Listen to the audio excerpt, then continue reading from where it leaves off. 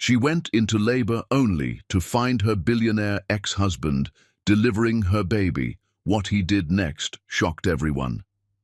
Hi, my beautiful family. Welcome back to Mr. Peter Family, your own family story channel. May the Heavenly Father pour His richest blessings upon you today. May He surround every woman with strength that cannot be shaken, peace that calms every storm, and love that radiates to everyone around her. May every man be guided by wisdom and courage, and may every child grow under the protection and grace of God.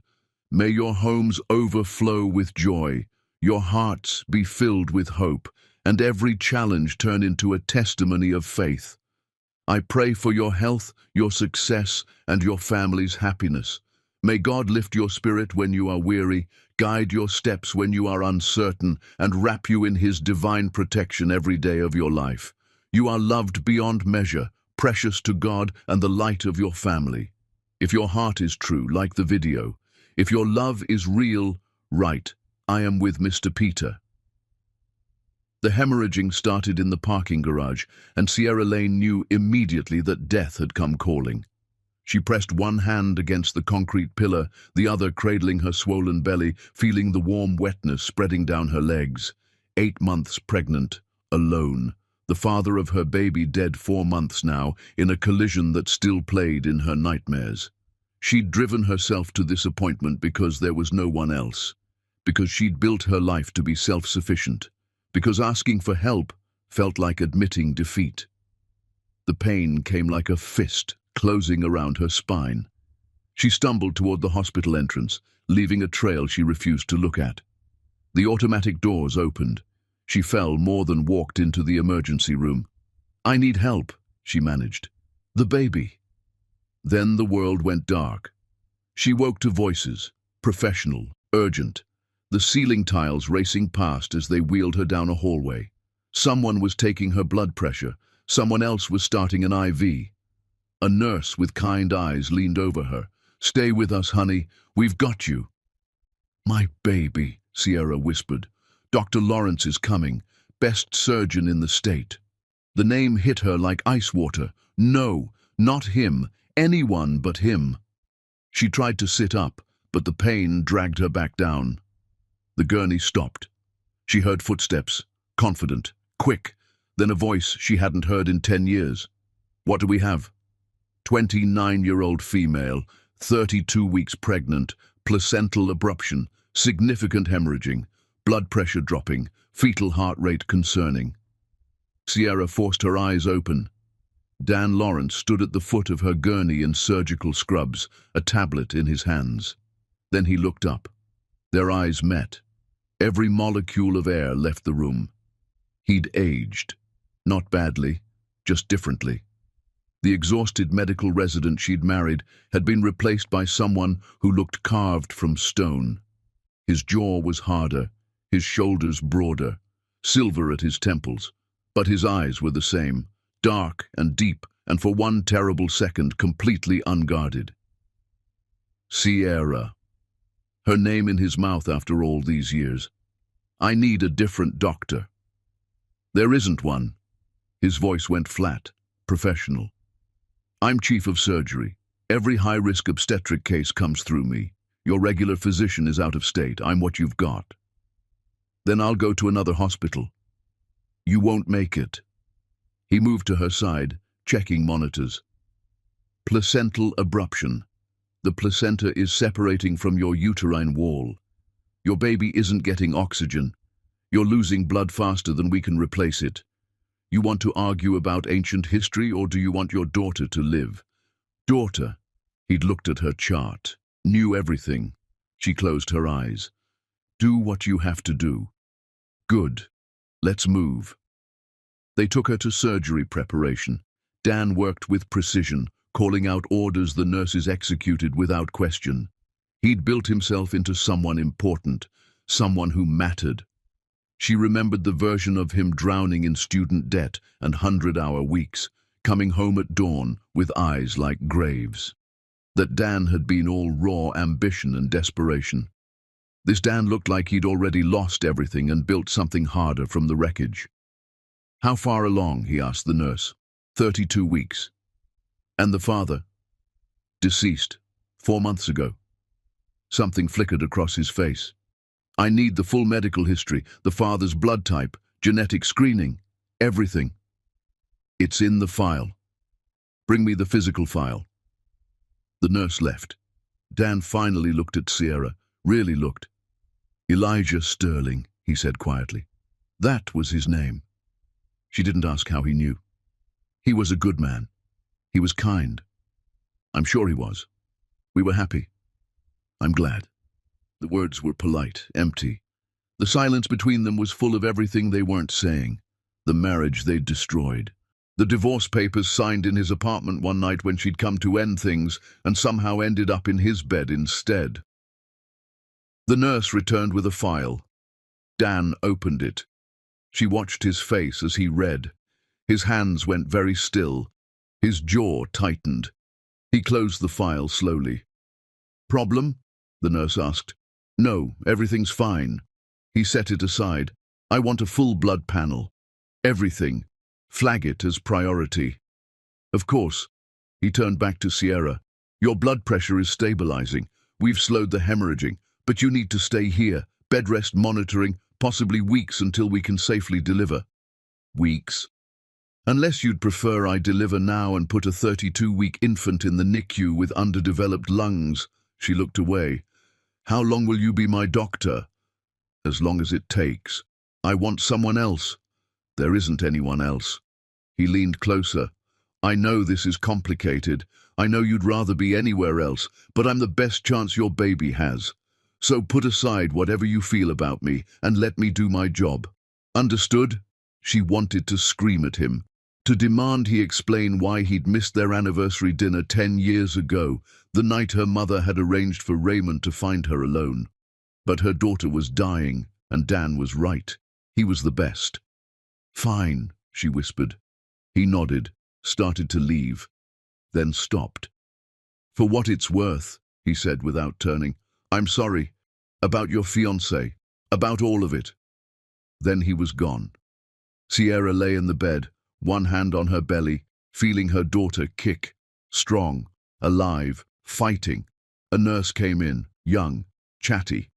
You're lucky Dr. Lawrence is on your case, she said, adjusting the IV. He's brilliant. Donated $50 million to this hospital, built the entire maternal health wing. That's wonderful, Sierra said flatly. He was engaged, you know, to this gorgeous woman, European, Valentina something, but he called it off 6 months ago, caught her stealing from him. Can you imagine? The nurse shook her head. He's been different since. Colder. Sierra closed her eyes. So he knew what betrayal felt like now. Good. The nurse left. Sierra was alone with monitors beeping. She thought about Elijah. Sweet Elijah who'd loved her without demands, who'd held her when she cried. They'd been building something quiet and safe. Then a drunk driver erased him from existence. She thought about the baby. Riley Elijah Lane. And she thought about Dan, about the boy she'd married who'd promised forever and delivered loneliness instead. The door opened. Dan again. He had her file and something in his expression made her stomach drop. We need to talk, he said. About what? He closed the door, locked it, pulled a chair close and sat down. His voice was barely a whisper. The blood work came back. The baby's blood type. And? It doesn't match Elijah Sterling's records. The room went cold. That's impossible.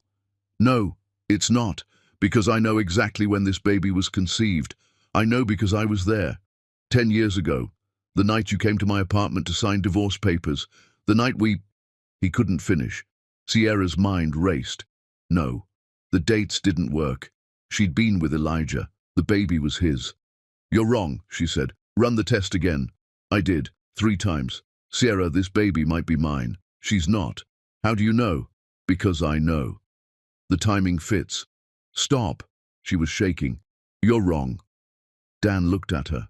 Something broke behind his eyes. There's something else, he said. Hospital administration is auditing my recent cases. Anonymous complaint. If they retest your baby's blood, if they find any discrepancy, They'll investigate, and they'll find out I already knew, that I saw the blood work and didn't report it. What are you saying? I'm saying I falsified the paternity report. I marked the baby as Elijah's daughter in official records. I committed fraud. And if anyone finds out, I lose my medical license, my career, everything. Kiera couldn't breathe. Why would you do that? Dan stood, walked to the window. Because 10 years ago, I came home from the worst shift of my life. A child died on my table. 6 years old. I did everything right and she still died. All I wanted was you. Just you. To hold you and remember why any of this mattered. And you were gone. Just a note. No explanation. He turned to face her. I swore I'd never fail to protect someone again, so when I saw your file, saw that insurance investigators might question your daughter's paternity, delay her care, put you both at risk. He shook his head. I couldn't let that happen, even if it destroys me. Dan, don't. Just know that whatever happens, your daughter is protected. The records say she's Elijah's. That's the story, and I'll burn before I change it. He left. Sierra lay in darkness, hand on her belly. The baby kicked, strong, insistent, and somewhere in this hospital, the man she'd once loved had just set himself on fire to keep her warm. Chapter 2. The woman who was there. First morning came with blood tests and nurses moving through her room like efficient ghosts. Sierra hadn't slept. Every time she closed her eyes, she saw Dan's face when he'd said those words. This baby might be mine. Impossible. She'd been careful. Elijah had been the only man she'd been with in years. That one night with Dan, signing divorce papers and somehow ending up in his bed. That had been a mistake. Nothing more. Except now she couldn't remember if they'd been careful. The details were blurred by tears and anger and desperate need to feel something other than broken. She remembered his hands on her face, his mouth against her neck, the way he'd whispered her name like a prayer. But protection, that part was gone. A knock interrupted her spiral. Come in. A woman entered, tall, elegant, with dark skin and cheekbones that could cut glass. She wore surgical scrubs but carried herself like royalty. Her eyes were warm but assessing. Mrs. Lane, I'm Dr. Amara Okafor. I'm consulting on your case. Sierra sat straighter. I thought Dr. Lawrence was handling everything.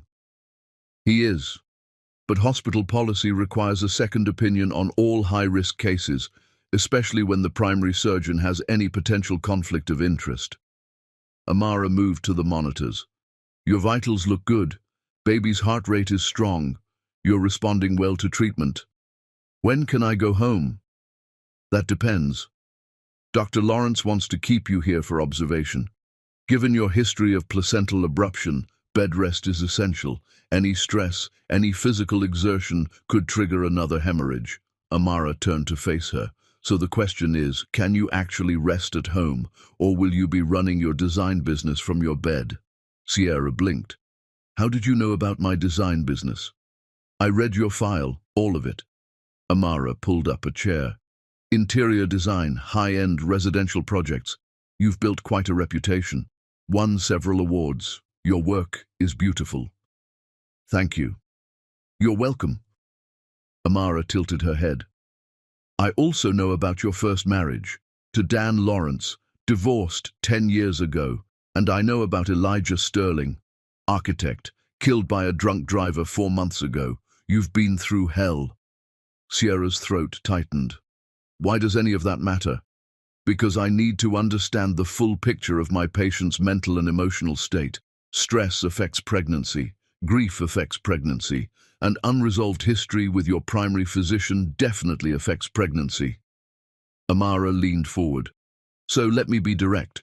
Can you handle having Dan as your doctor, or do I need to recommend a transfer? He said I wouldn't survive the transfer. He's right. But if your mental state deteriorates because you can't stand being in the same room with him, that's its own kind of risk. So I'm asking, how bad is it? Sierra looked away. We were young. We got married too fast. He was never home. I left. End of story. Is it? What are you implying? Nothing. Just making sure we're all working from the same facts. Amara stood, made a note. I'll recommend you stay here. Dan's right. You need round-the-clock monitoring. But Mrs. Lane, if at any point this becomes too much, you tell me. Your well-being matters just as much as your daughter's. She started to leave. Dr. Okafor. Amara paused. How long have you known Dan? A smile flickered. A long time. We were engaged once. Before you knew him. Before medical school consumed him.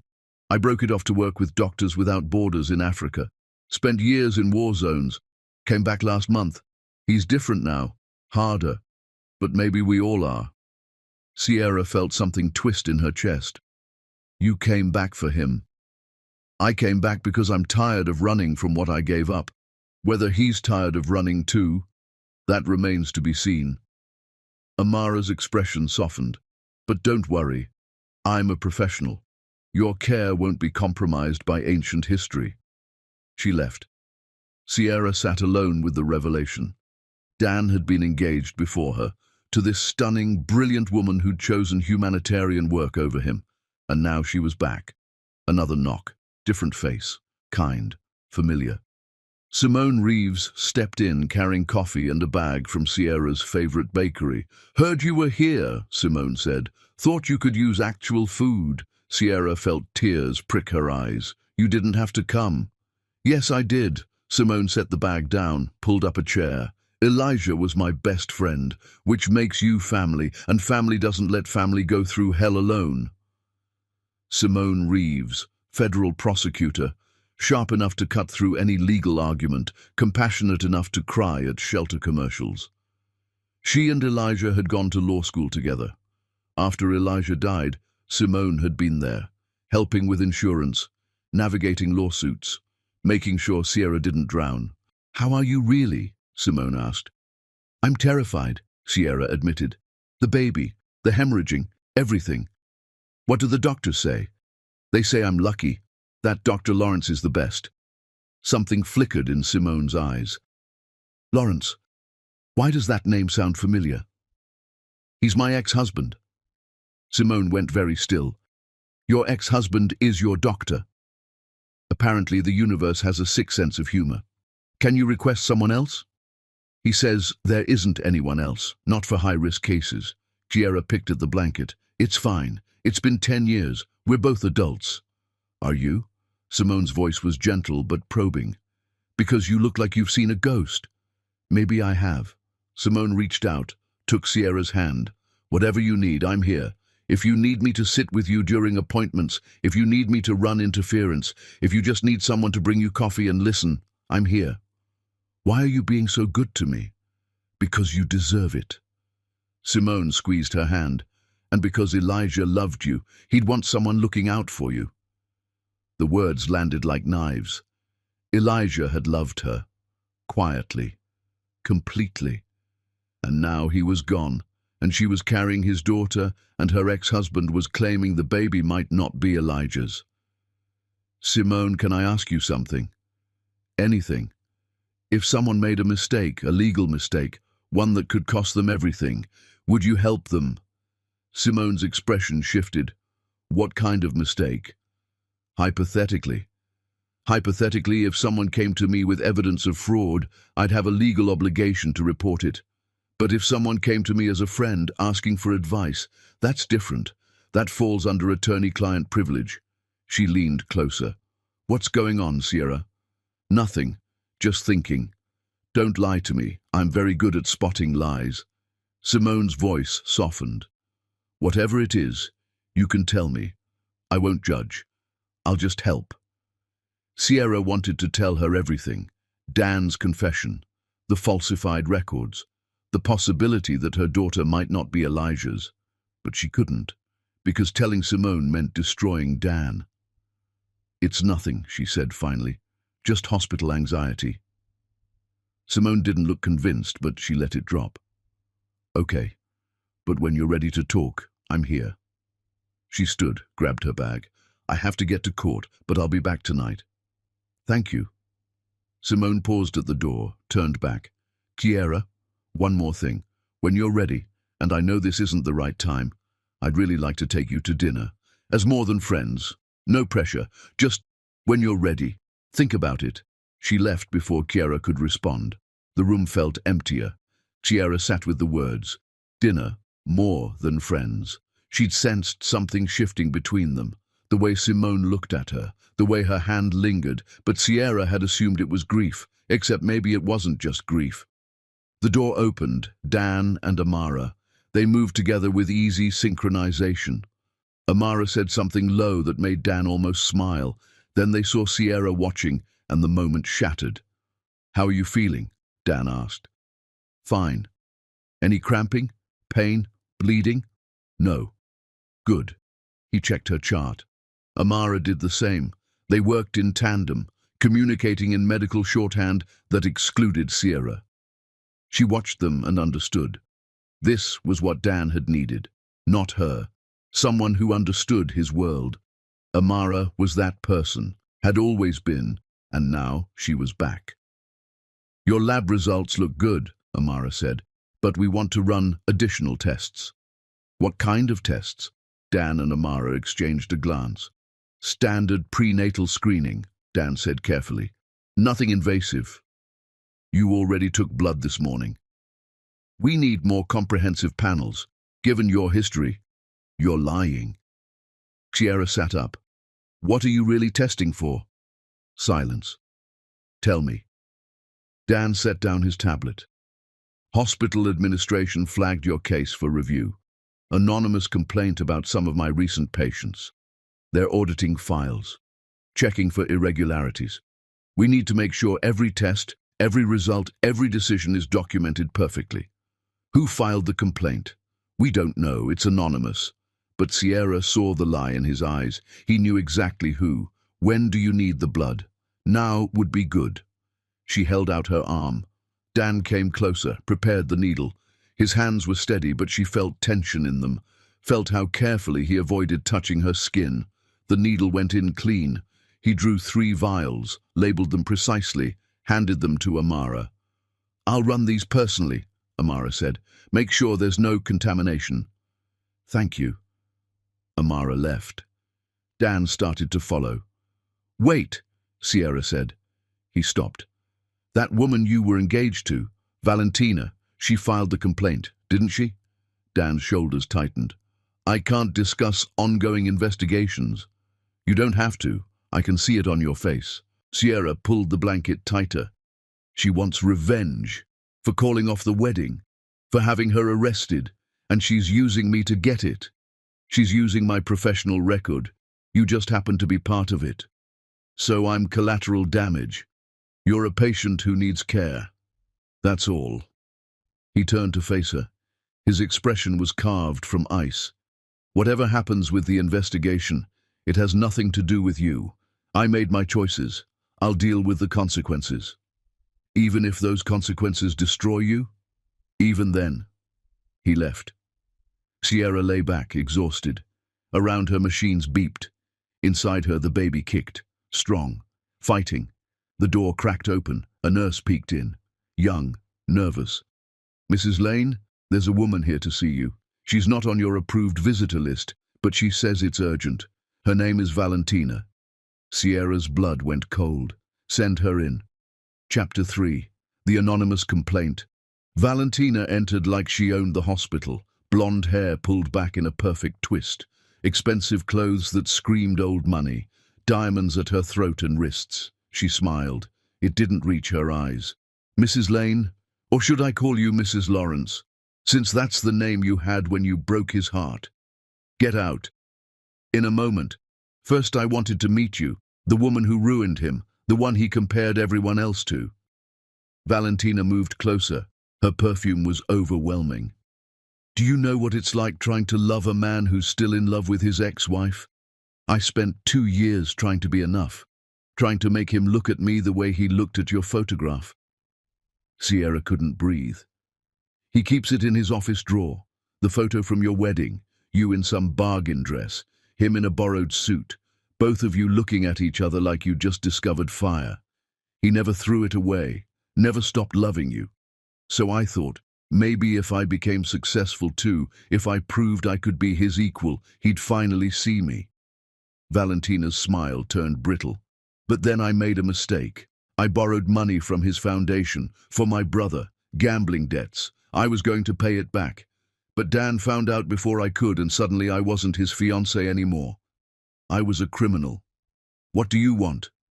I want him to hurt the way I hurt. I want him to lose everything like I lost everything. And you, my dear, are how I'm going to do it. Valentina's eyes glittered. I've filed a formal complaint with the hospital board. They're auditing his recent cases, looking for any irregularities, any mistakes. And when they look at your file, when they see the decisions he made, they're going to ask questions. He saved my life. Did he? Or did he put you at risk because he was too busy being a hero? Valentina leaned close. I know things, Mrs. Lane, about blood tests, about paternity records, about a certain chief of surgery who might have made some very questionable decisions regarding your daughter. And when the board finds out, he'll lose his license, his reputation, everything, all because he couldn't let go of the woman who left him. She straightened, adjusted her diamonds. I'll see myself out. Oh, and Mrs. Lane, when Dan's career implodes, you're going to be right there in the blast radius. Collateral damage. Enjoy your hospital stay. She left. Sierra sat frozen. Valentina knew. Somehow she knew about the falsified paternity report, which meant Dan was in serious trouble. And it was all because of her, because Dan had tried to protect her daughter, because he'd put her safety above his career, because after everything, he'd still chosen to save her. The baby kicked hard. She put her hand on her belly. I'm sorry, she whispered. But she didn't know if she was apologizing to her daughter or to Dan. The hearing was scheduled for Monday. She learned this from a nurse who shouldn't have told her. The board was convening. They had evidence, irregularities in Dr. Lawrence's cases. She had 72 hours before Dan's career ended. Sunday morning brought Simone with bagels and determination. You look terrible, Simone said. When's the last time you slept? I don't know, Thursday? That's days. Simone pulled up a chair. Talk to me. What's going on? Hospital stuff. It's complicated. I'm a federal prosecutor. Complicated is my specialty. Simone crossed her arms. And I already know something's wrong. You've been staring at that door. Your blood pressure is elevated. The nurses are worried. So talk. Sierra wanted to tell her everything, but telling Simone meant dragging her into a legal nightmare. I can't, Sierra whispered. Can't or won't. Both. Simone leaned forward. Listen, I've known you for over a year. I've watched you grieve Elijah. I've watched you rebuild. I've seen you strong and broken, and I've never seen you scared like this. So whatever's happening, whatever you're protecting, you need help. Legal help, my help. You don't understand? Then explain it. I can't do that to you. Do what? Simone's eyes narrowed. If something illegal is happening, if someone is threatening you, I need to know. That's my job. It's not me they're threatening. The words came out before Sierra could stop them. Simone went very still. Who? It doesn't matter. The hell it doesn't. Who's being threatened? Is it Dr. Lawrence? Sierra looked away. That was answer enough. Christ. Simone stood, paced to the window. Okay. Walk me through it. What's he done? Nothing wrong. That's not what I asked. What has he done that someone is using against him? Sierra's throat closed. She couldn't betray Dan like this. There was a complaint filed, she said carefully, with the hospital board about some of Dan's recent cases. They're investigating. There's a hearing Monday. Who filed it? His ex-fiancée, Valentina. She wants revenge. For what? He called off their wedding, had her arrested for embezzlement. This is payback. Simone turned around. And where do you fit into this? I'm one of his recent cases. The one she's using to destroy him. Yes. Why? What's in your file that's so damaging? This was the moment. Tell Simone everything and watch Dan's career implode, or stay silent and let the hearing happen. It's complicated, Sierra said. That's the third time you've said that, which tells me it's legally actionable. Simone sat down. I'm going to ask you a direct question. Did Dr. Lawrence falsify any medical records related to your care? The room went cold. I don't know, Sierra lied. Yes, you do. You wouldn't be this terrified if you didn't. Simone's voice softened. Listen, if he did something to protect you, if he made a decision that broke protocol but saved your life, that's a gray area. But if you lie to protect him and they find out later, that's obstruction. That makes you culpable. And I can't help you if you won't tell me the truth. Why do you care so much? Because I care about you. Simone reached out, took Sierra's hand. Because Elijah loved you, and that makes you family. And because I've seen what happens when good people try to handle legal problems alone. They get destroyed. I won't let that happen to you. Sierra looked at their joined hands. Simone's grip was warm, steady, safe. If I tell you, Sierra said slowly, you'll have to report it. If you tell me as a client, it falls under attorney-client privilege. I can advise you, help you navigate what's coming, but I can't report what you tell me in confidence. Even if what I tell you involves someone else breaking the law. If you're my client, your confidentiality is protected. But Sierra, you need to decide right now. Are you hiring me as your attorney, or are we still just friends? The distinction mattered. Once Sierra hired Simone, everything changed. She'd have protection, but Dan would be exposed. I need to think, Sierra said. You have until Monday. After the hearing starts, it's too late. Simone stood. For what it's worth, I think Dr. Lawrence is a good man who made a hard choice, and I think you're protecting him at your own expense. But that's your decision. Just make it fast. She left.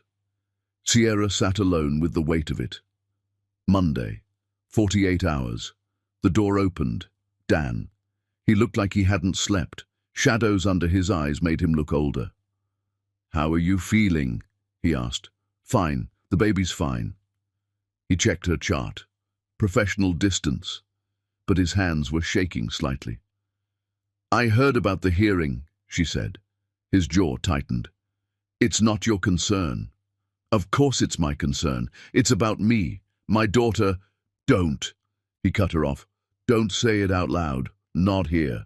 Dan, I mean it, Sierra. Whatever you're thinking, whatever you're planning, just don't. The hearing is Monday. I'll answer their questions, defend my decisions, and whatever happens after is on me, not you. You're going to lose everything. Probably. And you're okay with that? He finally looked at her. Really looked. And the professional mask cracked. 10 years ago, I watched my marriage fall apart because I was too busy saving strangers to save us. I came home to an empty apartment and a note. And you know what my first thought was? Relief. Because it meant I could stop pretending I was capable of balancing both. Stop feeling guilty every time I chose the hospital over you.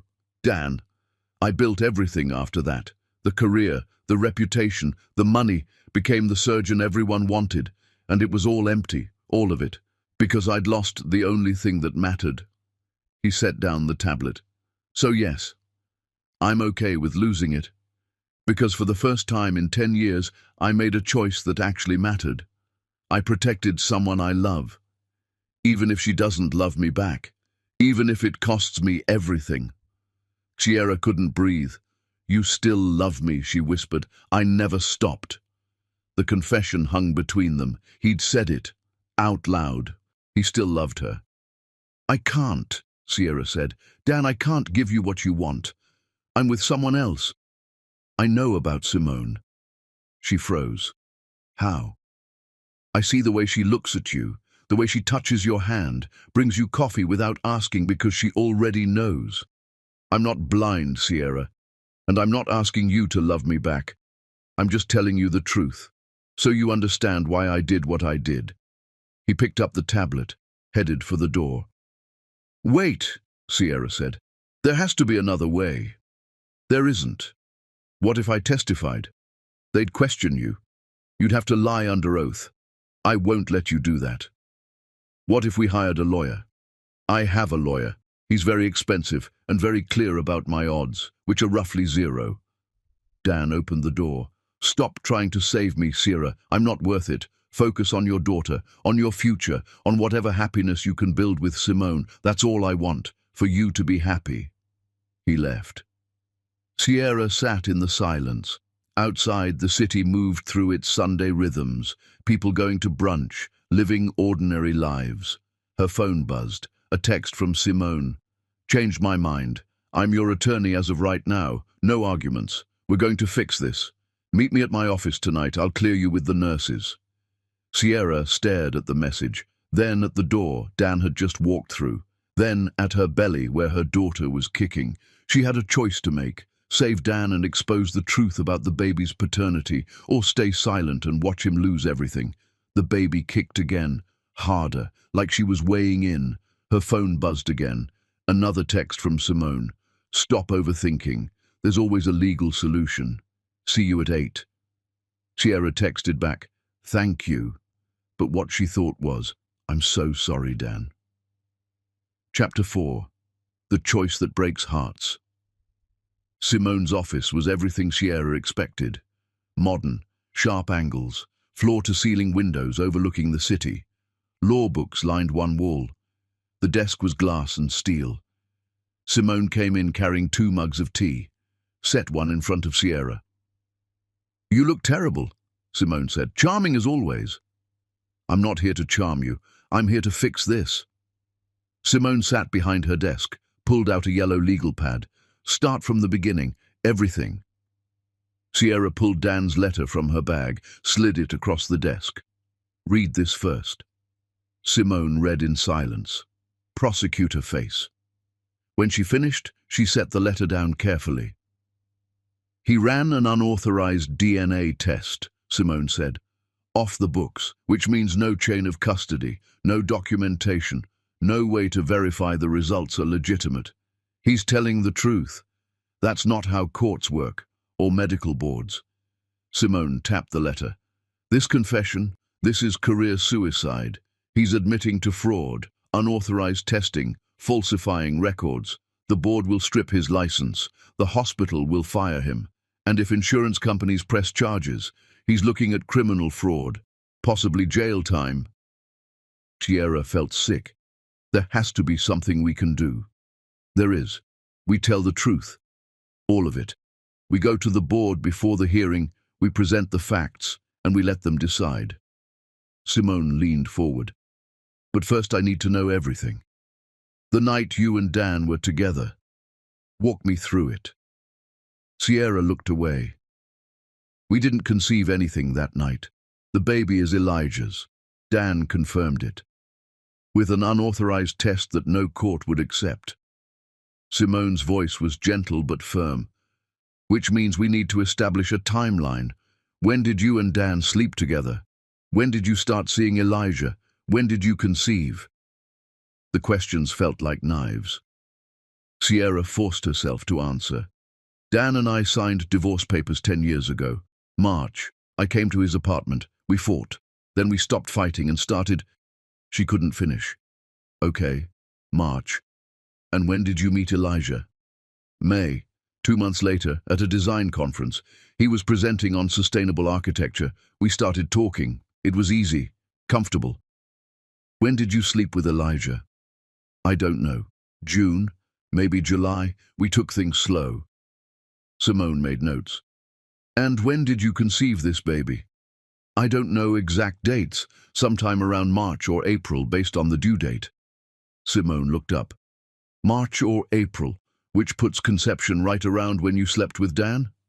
No, it was April. Later in April. Had to be. Had you slept with Elijah yet? Sierra's stomach twisted. I don't remember. Maybe not. So it's possible the baby is Dan's. The DNA test says she's not. The unauthorized, undocumented DNA test. Simone set down her pen. Sierra, I need you to understand something. If we go into that hearing with Dan's letter as our only evidence, the board will destroy him. They'll see a doctor in love with his ex-wife making unauthorized tests, falsifying records. They'll call his judgment compromised. They'll strip his license. So what do we do? We get a legitimate DNA test. Court-ordered. Proper chain of custody. Undeniable results. If the baby is Elijah's, that exonerates Dan. Proves he corrected a lab error, nothing more. And if she's not? Sierra's voice barely worked. Then we deal with that truth. But either way, we know. And knowing is better than this limbo. Sierra put her hand on her belly, felt her daughter kick. How long does a DNA test take? If we file emergency court orders tonight, we could have results by tomorrow afternoon, before the hearing. Simone pulled up something on her laptop. I have a contact at the lab. We can fast-track this. Simone. Sierra waited until the other woman looked at her. If the baby is Dan's, if Elijah wasn't the father, that means I was pregnant by my ex-husband while dating someone else. Human, that makes you human, with complicated timing and impossible choices. Simone reached across the desk, took Sierra's hand. I'm not judging you. I'm protecting you, both of you, but I can't do that if you won't let me. Sierra looked at their joined hands. Simone's grip was warm, steady. Okay, she whispered. Do it. Get the court order. Run the test. Simone nodded, started typing. Her fingers flew across the keys. There's something else, Sierra said. Simone kept typing. Tell me. Valentina, Dan's ex. She knows about the falsified records. She's the one who filed the complaint. She told me she has evidence. Simone stopped typing. What kind of evidence? I don't know, but she was specific. She knew about blood tests, about paternity records, which means she has access to internal hospital records. Either she hacked the system or someone's feeding her information. Simone's expression went cold. That's a HIPAA violation. Multiple federal crimes. If we can prove she illegally accessed your medical records, her credibility as a witness evaporates. How do we prove it? We subpoena hospital access logs, see who's been looking at your file, when, from what terminals. If Valentina's name shows up, or if there's unauthorized access, we've got her. Can you do that before Monday? I can do anything before Monday if I don't sleep. Simone went back to typing. Go back to the hospital. Get some rest. Let me handle the legal gymnastics. I'll file the emergency motion tonight. We'll have the DNA test done tomorrow morning. Results by afternoon. Sierra stood. Her legs felt shaky. Thank you. Don't thank me yet. We're not out of this. Simone looked up. Something shifted in her expression. But Sierra, whatever happens with Dan, whatever these test results say, I want you to know something. I meant what I said about dinner, about us, and none of that changes based on who your daughter's father is. Understood? Sierra felt something crack open in her chest. Why are you being so good to me? Because you deserve it. Because Elijah loved you and that makes you family, and because, Simone hesitated, because I'm falling for you, have been for months, and I'm tired of pretending it's just grief or friendship. The confession hung in the air, real, raw, honest. I don't know if I can give you what you want, Sierra said. I'm a mess. I'm pregnant with a dead man's baby, or maybe my ex-husband's baby. I'm living in a hospital. I'm broken in ways I haven't even catalogued yet. I'm a federal prosecutor who works 80-hour weeks. I'm emotionally unavailable according to my last 3 girlfriends. I have trust issues and control issues. Simone smiled, small but real. So maybe we're both a mess. Maybe that's okay. Sierra wanted to kiss her, wanted to cross the space and taste that smile. But her daughter kicked hard enough to remind her where she was. After this is over, Sierra said, after the hearing, after we know the truth, ask me again about dinner. I will. Sierra left the office. The city was dark now, all lit windows and distant sirens. She took a car back to the hospital, her mind spinning. DNA tests, court orders, hearings, everything moving too fast. When she got back to her room, Dan was there, sitting in the chair beside her bed, his head in his hands. He looked up when she entered. His eyes were red. You went to see Simone, he said. How did you know? The nurses told me you'd been cleared to leave. There's only one place you'd go.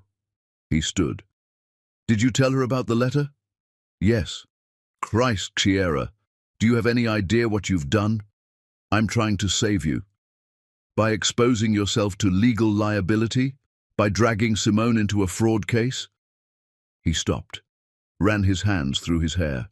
You can't save me. I don't want to be saved. I want you and your daughter safe, that's all. Well, too bad, because Simone's filing emergency court orders tonight. We're getting a legitimate DNA test done tomorrow, proper chain of custody, and when that test comes back showing the baby is Elijah's, you're exonerated. Dan went very still. And if the test shows something else? It won't. But if it does? Sierra met his eyes. Then we deal with that truth together. Because I'm tired of running from hard things. I'm tired of protecting myself by destroying everyone around me. So we're doing this. We're facing it. And whatever happens, we survive it. For a long moment, Dan just stared at her. Then something in his expression shifted. You've gotten stronger, he said quietly. The woman I married would have run from this. The woman you married was 22 and terrified. I'm not her anymore. No, you're not. Dan moved closer. For what it's worth, I'm glad. You deserve to be this version of yourself. I'm not brave, I'm terrified. Being terrified and doing it anyway is the definition of brave. They stood in the hospital room with machines beeping and a decade of pain between them. Outside, the city moved through its Sunday night. Sierra's phone buzzed. Text from Simone.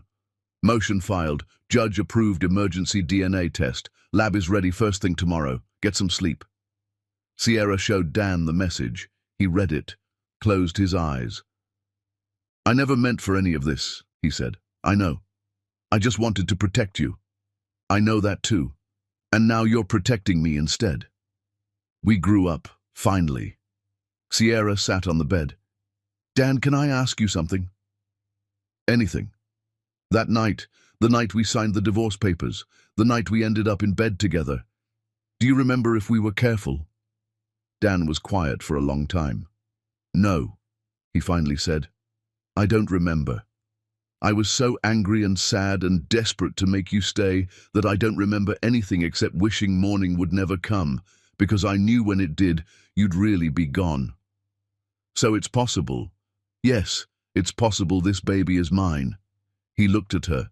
But Sierra, even if she is, even if the test tomorrow proves I'm her father, that doesn't change anything between us.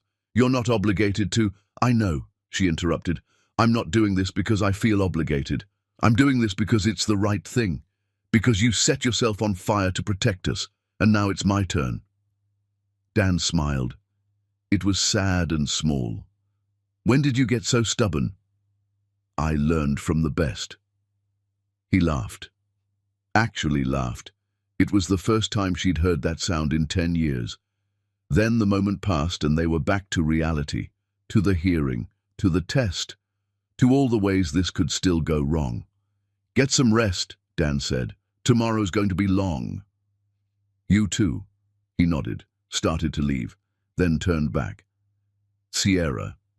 Yes? Thank you for trying, even if it doesn't work. Thank you for trying to save me when I don't deserve it. Everyone deserves to be saved, Dan, even you. He left. Sierra lay in the darkness and thought about tomorrow, about the test, about the truth that was coming whether they were ready or not. Her daughter kicked, strong, alive, fighting. We're going to be okay, Sierra whispered to her. No matter what happens, we're going to be okay. She almost believed it. Chapter 5. The Choice That Breaks Hearts.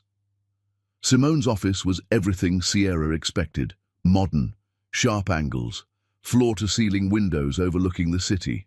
Law books lined one wall. Simone came in carrying 2 mugs of tea, set one in front of Sierra. You look terrible, Simone said. Charming as always. I'm not here to charm you. I'm here to fix this.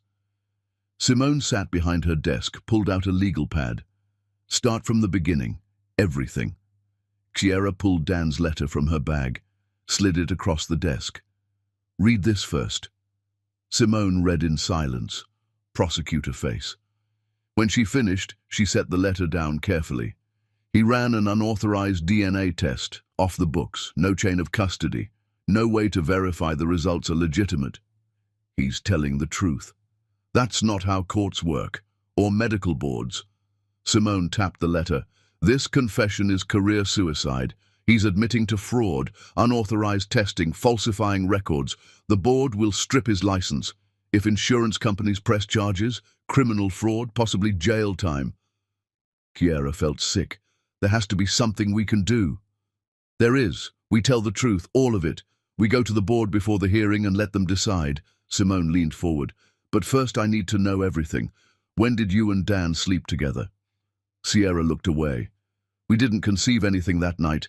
The baby is Elijah's. Dan confirmed it. With an unauthorized test, no court would accept. Simone's voice was gentle but firm. Which means we need to establish a timeline. When did you and Dan sleep together? When did you start seeing Elijah?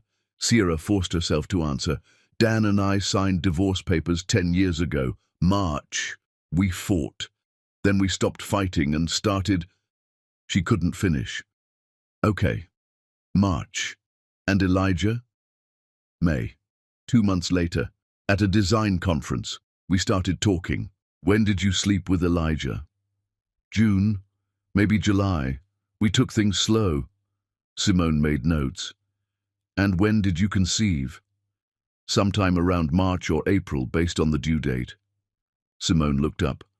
March or April, which puts conception right around when you slept with Dan. No, it was April, later in April. Had you slept with Elijah yet? Sierra's stomach twisted. Maybe not. So it's possible the baby is Dan's. The DNA test says she's not. The unauthorized, undocumented DNA test. Simone set down her pen. Sierra, if we go into that hearing with Dan's letter as our only evidence, the board will destroy him. They'll see a doctor in love with his ex-wife, making unauthorized tests, falsifying records. So what do? We get a legitimate DNA test, court-ordered, proper chain of custody. If the baby is Elijah's, that exonerates Dan.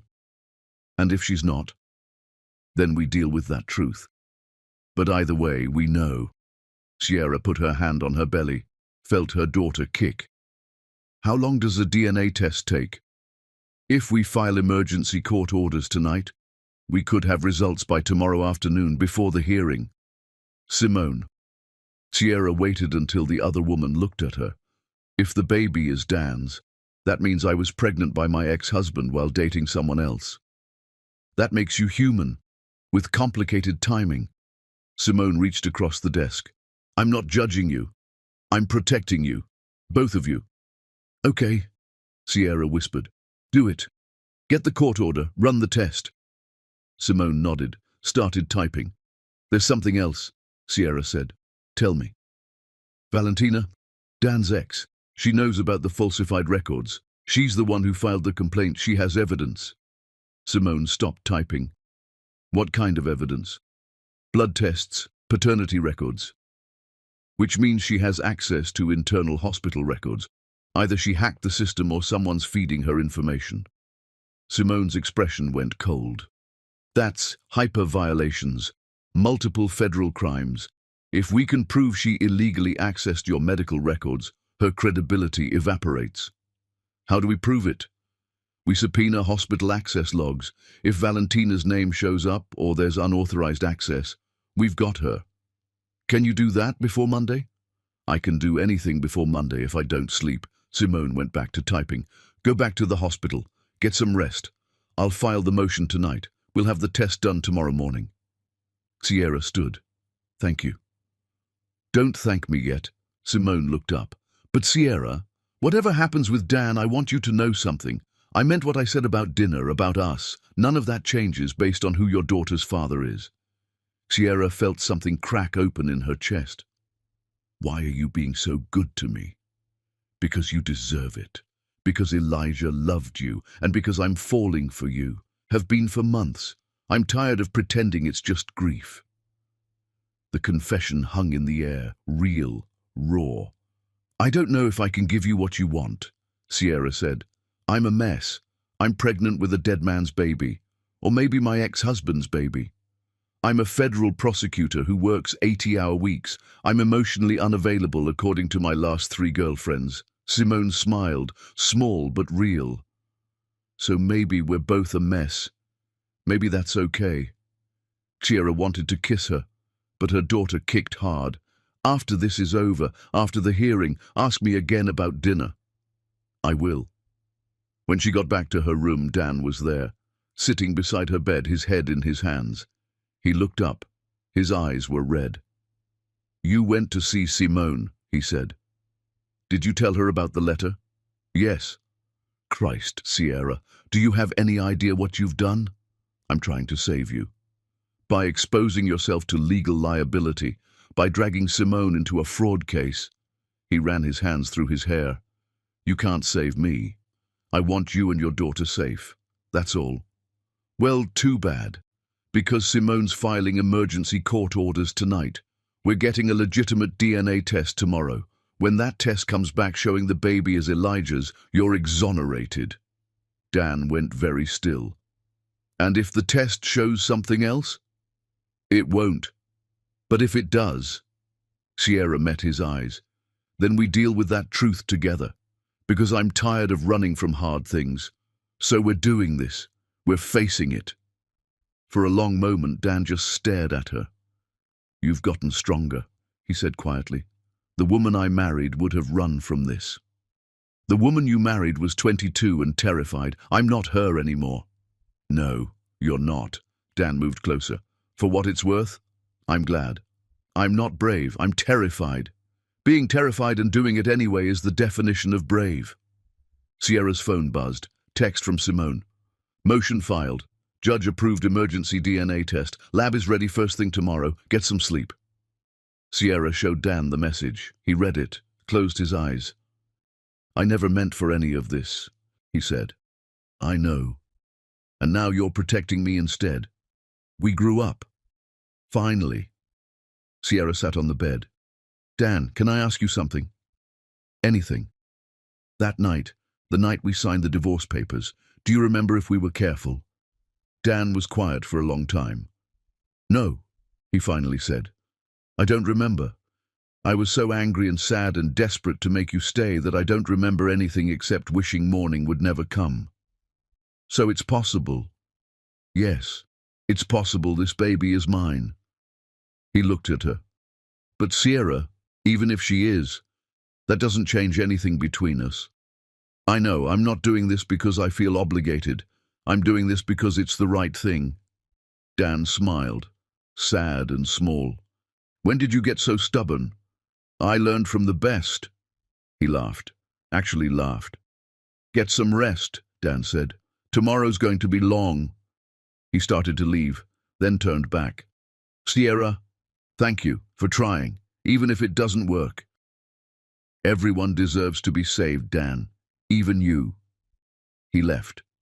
Sierra lay in the darkness and thought about tomorrow, about the test, about the truth that was coming. Her daughter kicked, strong, alive. "We're going to be okay," Sierra whispered. "No matter what happens, we're going to be okay." She almost believed it. Chapter 6. What he saw in her eyes. The DNA test happened at dawn. A court-appointed technician arrived with proper documentation and chain of custody forms. Sierra signed papers. They took blood. They took Dan's blood. They took samples from Elijah's autopsy records. Simone stood in the corner, watching every step. "Results by afternoon," the technician said. "Judge's orders. Fast-tracked." Then they were alone. Sierra, Simone, the waiting. "Whatever the results say, we'll handle it," Simone said. "If the baby is Elijah's, Dan is exonerated. If she's Dan's, we have other options." "Like what?" "Like the truth, that you and Dan slept together once during your divorce.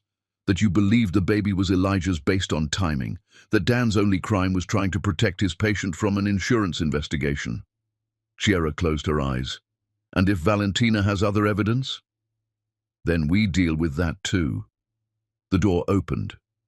Amara entered. The hospital board moved the hearing up, Amara said. They want to convene this afternoon, as soon as the DNA results come back. They can't do that, Simone said, standing. Valentina pushed for it, said she has witnesses, evidence that can't wait. Amara looked at Sierra. She's on the board, donated 10 million after Dan called off the wedding. She has influence. There's more, Amara said quietly. She's subpoenaed me as a witness. To testify about what? Simone asked. About Dan's judgment, about whether his personal feelings compromised his medical decisions. Amara's expression was pained. I have to answer honestly, and honestly. I think Dan made decisions about Sierra's care that he wouldn't have made for any other patient. So, you're going to help her destroy him, Sierra said. I'm going to tell the truth, that Dan is brilliant and ethical and the best surgeon I've ever known, but also that he's been in love with you for 10 years. Simone was already typing. I need to see the witness list, the evidence Valentina's planning to present. I can't give you official documents, but I can tell you what I know. Amara pulled up a chair. Valentina has access logs showing Dan looked at Sierra's file 47 times in 1 week, most from his home computer. She has emails from the night Dan ran the unauthorized DNA test, and she has the original blood work results. How did she get all that? Sierra asked. She hacked the system, downloaded everything before anyone noticed. Then we have her, Simone said. Illegal access to medical records, HIPAA violations.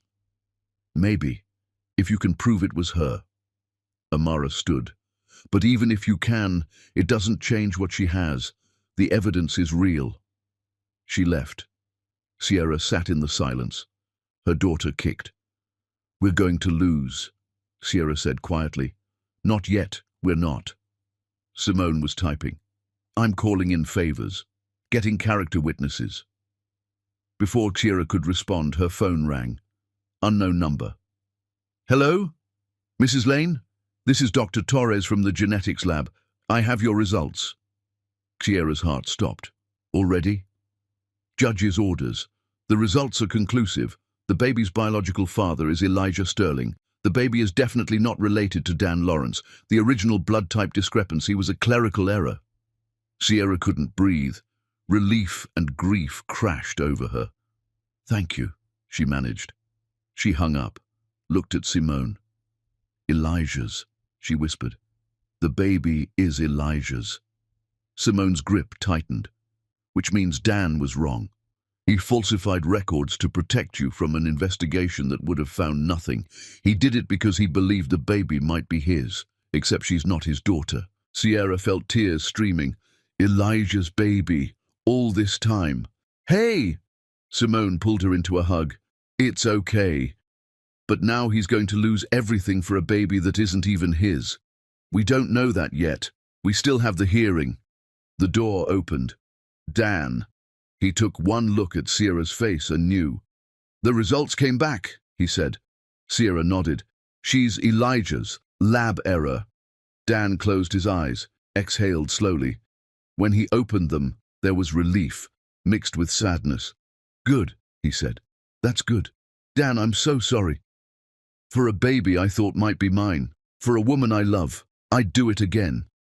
He came closer. The hearing is in 3 hours. We're going to fight them, Simone said. We have the DNA results. We have evidence of Valentina's illegal access. Dan looked at Simone. You're a good person, taking care of her like this. I'm a federal prosecutor taking down someone who committed federal crimes, Simone said. But yes, I'm also taking care of her. Dan smiled, sad. She's lucky to have you. I should go, Dan said. Prepare for the hearing. Dan, Sierra said. He stopped. Whatever happens, thank you. Don't thank me yet. If this goes badly, you'll be subpoenaed, questioned. You're not dragging me. I'm choosing to be here. He nodded. Left. Simone immediately started packing her briefcase. I need to get to the courthouse. Can you be ready in 2 hours? Do I have to testify? Probably, but you don't have to lie for him. Tell the truth. She left. Sierra was alone with the machines beeping. Riley kicked. "Your daddy was Elijah," Sierra whispered. "Kind, gentle Elijah. He would have loved you so much." She got up, walked to the bathroom and looked at herself in the mirror. 8 months pregnant, exhausted, terrified, but stronger. "We're going to be okay," she told her reflection. "We survive." A nurse knocked. "Mrs. Lane, there's a car here to take you to the hearing." "I'm ready." The car ride was silent. Sierra watched the city pass. They arrived at the hospital administration building. Simone was waiting. "Ready?" "No, but let's do this anyway." They walked in together, down sterile hallways to a large boardroom. Dan was already there with his lawyer. He looked up when Sierra entered. Their eyes met. She saw everything: love, regret, acceptance. Valentina arrived last, dressed perfectly, smiling like she'd already won. The board chairman called the meeting to order. "We're here to investigate allegations of professional misconduct against Dr. Dan Lawrence." The chairman looked at Dan. "How do you plead?" Dan stood. "Guilty to all charges." The room erupted. Sierra realized that Dan had just decided to go down without a fight, to protect her from testifying. He was falling on his sword. For her. Again. The hearing lasted 4 hours. Dan didn't deny falsifying records, didn't deny the unauthorized DNA test. He laid it all out. His lawyer tried to argue mitigating circumstances, but the board was unmoved. Valentina presented her evidence: access logs, emails, the original blood work. Amara testified, said Dan was the best surgeon she'd ever known, but confirmed his behavior regarding Sierra's case had been unusual. Simone tried to get the board to consider the illegal access, but they waved it off. Finally, the board announced their decision. Dr. Dan Lawrence was stripped of his medical license. Effective immediately, the hospital was terminating his contract. The board was recommending criminal charges. Dan accepted the verdict without flinching. Valentina smiled, victorious. But Sierra just watched Dan walk out with his head high and his career in ashes. She tried to follow him, but Simone stopped her. "Give him space." So Sierra did. Days passed, then weeks. Dan didn't visit, had vanished. Riley was born 3 weeks later, healthy, perfect. Simone was there for the birth, held Sierra's hand, was the first person to hold her after Sierra. "She's beautiful," Simone whispered. In the weeks that followed, they fell into a rhythm. Simone would come by after court, help with Riley. One night, 3 months after Riley was born, Simone stayed late. Riley asleep between them. "I meant what I said," Simone said. "About dinner, about us. And I'm terrified." "Of what?" "Of doing this wrong, of not being able to give you what you deserve. I don't want someone whole. I want you." Simone reached over. "If you'll have me." "I don't know if I can be what you need." "You already are." They kissed, soft, then deeper. "So, dinner?" "Yes, but here." "Deal." They spent the next months building something new. Simone moved in gradually. Riley called her Mama Simone. Sierra woke up one morning and realized she was happy. Steady, sustainable happiness. Dan was a ghost in that life, until the day the letter arrived. "Sierra, I'm in a small town in Montana, working as a general practitioner. It's not glamorous, but it's good work. I heard you had a daughter, that she's healthy, that Simone is in the picture. I'm glad. You deserve happiness. I don't regret what I did, because for once, I put you first. I'm happy here. I've even started seeing someone, a kindergarten teacher, Joanna. It's easy with her. Maybe easy is what I need. I hope you're well. I hope Simone treats you the way you deserve." Dan. Sierra read it 3 times, showed Simone. "He's moved on," Simone said, "but it still hurts." Simone pulled her close. "You're allowed to mourn what you had, even while building what we have. I want to write back." So she did.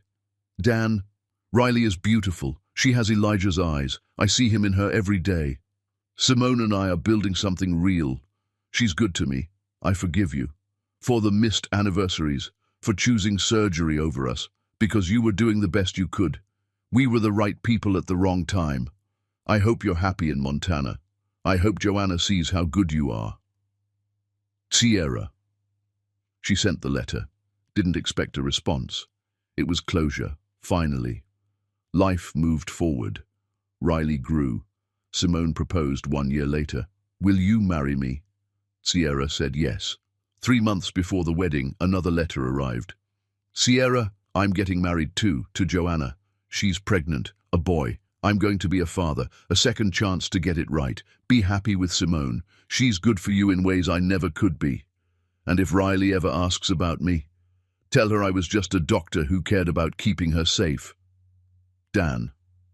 They married in spring, Riley as flower girl. Amara came with a note. Dan wanted me to tell you congratulations. No dramatic confrontation, no last-minute declarations, just two people who'd once loved each other learning how to love different people better.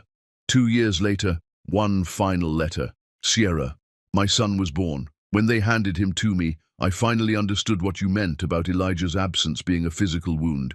I think this is my last letter, because I finally understand what it means to love someone and let them go completely. Tell Riley when she's old enough that once upon a time there was a doctor who cared enough about her to lose everything, and he'd do it again. Dan, Sierra cried, then folded it carefully with all the others. What will you do with them? Simone asked. Keep them, for Riley.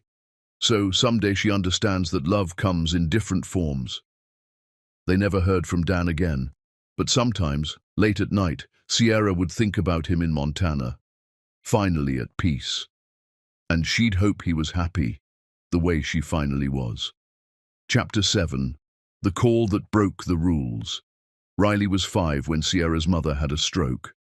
The phone call came at dawn, an unfamiliar number. A nurse from a hospital 2 hours away.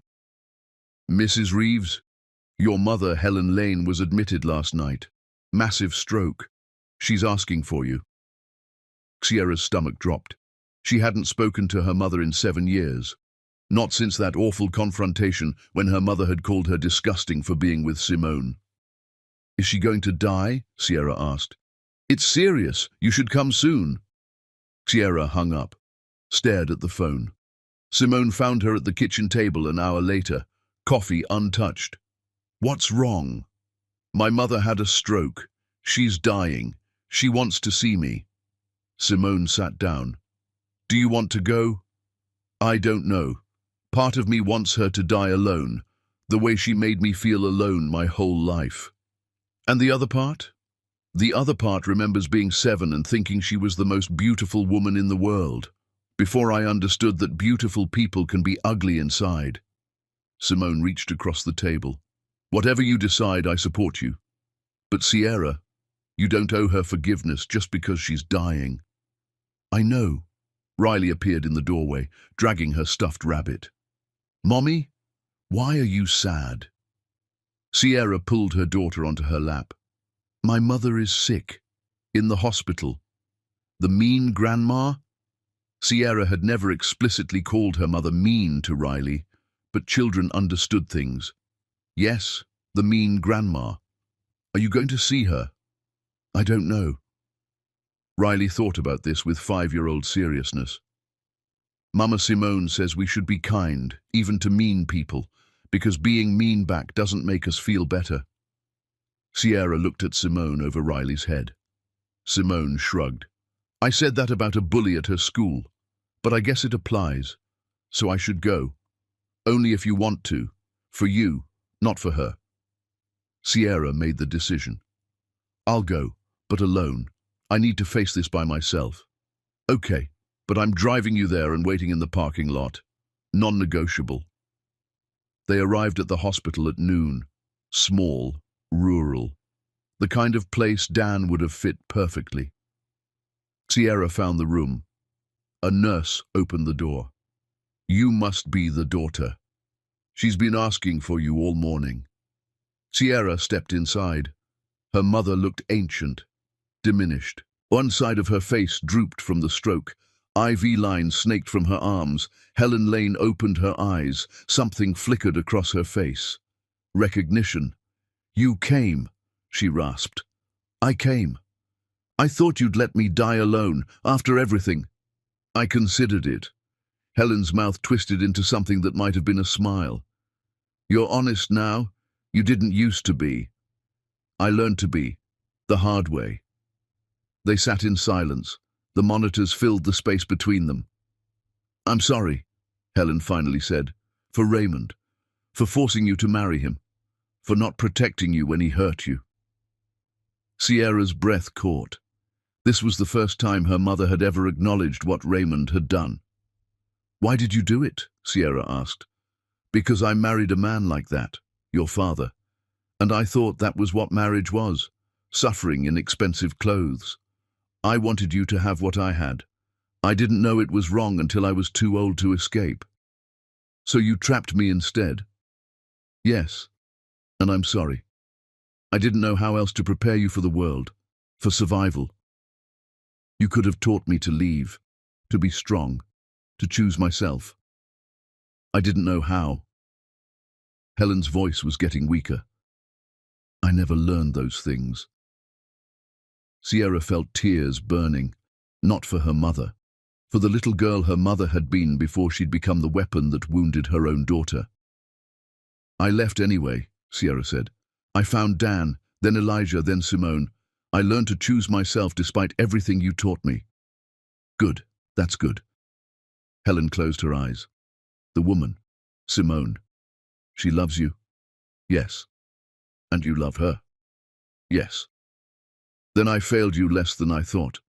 You learned to be loved properly, even after everything." "No thanks to you."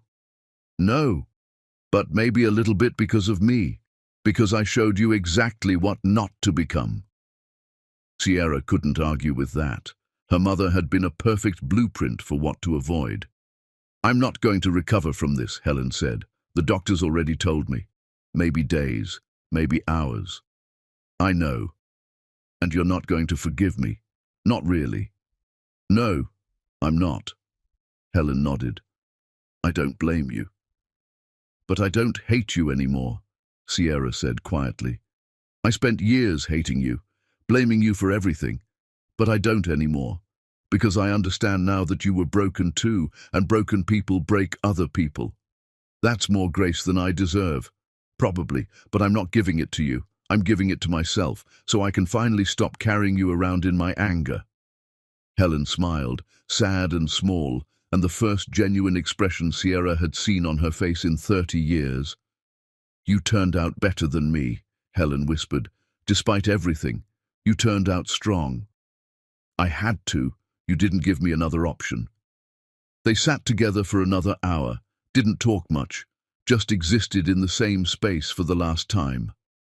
Finally, Helen's breathing changed, became shallow. The nurse came in. "It won't be long now," she said gently. Sierra held her mother's hand. It was papery, fragile. "Go," Helen whispered. "Don't watch me die. Remember me when I was beautiful, before I became this." "You were never beautiful on the inside," Sierra said. "But I'll try to remember the version of you I loved before I knew better." Helen nodded, closed her eyes. Sierra left, walked to the parking lot where Simone was waiting. "How was it?" "Complicated." She apologized, sort of, as much as she was capable of. "Did it help?" "I don't know. Ask me in a year." Helen died that night, alone, the way she'd lived most of her life. Sierra didn't cry at the funeral, neither did Simone. Riley asked why Grandma had been mean, and Sierra tried to explain that sometimes people are mean because they're scared and broken. "Like the witch in the story?" Riley asked. "Exactly like that, but without the redemption arc." 2 weeks after the funeral, another letter arrived from Montana. "Sierra, I heard about your mother, through medical networks. Small world. I remember her. The way she looked at you. The poison she dripped in your ears about me. About us. I'm sorry she's gone. But I'm not sorry you're free of her. I know what it's like to lose a parent who never really loved you the way you needed. My father died when I was in medical school. I felt relief more than grief, then felt guilty for the relief. You're allowed to feel whatever you feel. Relief. Guilt. Nothing at all. There's no wrong way to grieve someone who hurt you. I hope you're well. I hope Riley never has to understand what it's like to be raised by someone who sees you as a burden instead of a gift. And I hope Simone knows how lucky she is to have you. Dan. Sierra showed the letter to Simone. He's still checking in on you, after all these years. Not on me. On the memory of us. It's different. Is it? Yes, because I don't love him anymore. Not the way I did. But I respect what we were, and I respect who he became after we destroyed each other. Do you miss him? Sierra thought about it honestly. Sometimes. But the way you miss a phase of your life that's over, not the way you miss someone you want back. Good, because I'm not sharing you. They kissed. Riley made gagging sounds from the doorway. They laughed. Life moved on. Sierra's mother became a story, a cautionary tale, a ghost that lost power with every year that passed. Riley grew, started school, made friends, was loved and healthy and everything her mother hadn't been. And somewhere in Montana, Dan Lawrence lived his own quiet life, separate and complete. The letters came less frequently now. Birthdays, holidays, brief updates, nothing that required response. They'd achieved what so few ex-lovers managed, genuine peace, not the kind that comes from forgetting, but the kind that comes from fully remembering and choosing grace anyway. Chapter 8. When the monster came back, Raymond showed up at Sierra's design studio on a Tuesday morning in October, 7 years after she'd seen him last. She was meeting with a client when her assistant burst in, pale and shaking. "Mrs. Reeves, there's a man outside. He's drunk, demanding to see you. He won't leave." Sierra's blood went ice cold. "What's his name?" "He won't say, but he keeps calling you Sierra Lane." Only one person still called her that. She apologized to her client, rescheduled, and went to the front office. Through the glass doors, she could see him. Raymond, older, heavier, with the bloated face of someone who'd spent years drinking. He saw her, smiled, the same smile that used to make her stomach turn. She picked up her phone, called Simone first, then building security. Then she opened the door. "Raymond, you need to leave. That's no way to greet your husband. Ex-husband. We've been divorced for 9 years. Still, you'd think you'd show some respect." He swayed slightly, definitely drunk. "I need to talk to you." "No, you need to leave before I have you arrested for trespassing." "For what? Coming to see my wife?" "I'm not your wife. I'm married to someone else now." "To that woman, the lawyer." His face twisted. "You turned into a dyke. That's disgusting. Get out. Not until you give me what I'm owed. Compensation for the years you wasted, for the humiliation." "You're owed nothing. I'm owed compensation for having to tell people my wife ran off with a woman." Sierra felt rage building. The old fear was there too, but the rage was stronger. "You want compensation? For what? For the 3 years you spent beating me? For the nights I went to bed with bruises? For making me believe I deserved it?" "You did deserve it. You were a terrible wife. Get out before I call the police." "The police won't do anything. I'm not threatening you. You're drunk in public, harassing your ex-wife, violating the restraining order from 10 years ago." His expression darkened. He took a step forward. Sierra stepped back. "You think you're so much better than me now?" Raymond snarled.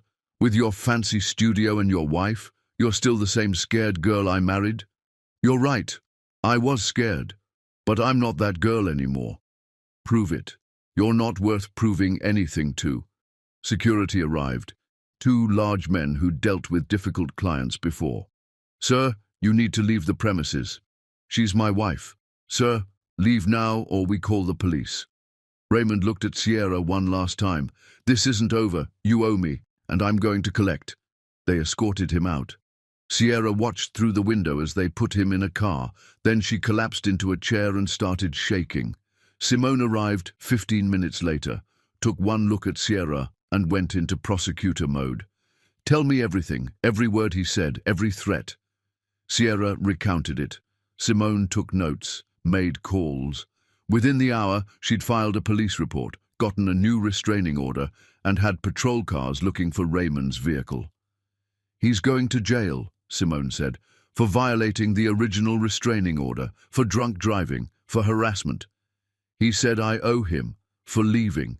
He's delusional and dangerous, but he's not getting near you again, I promise."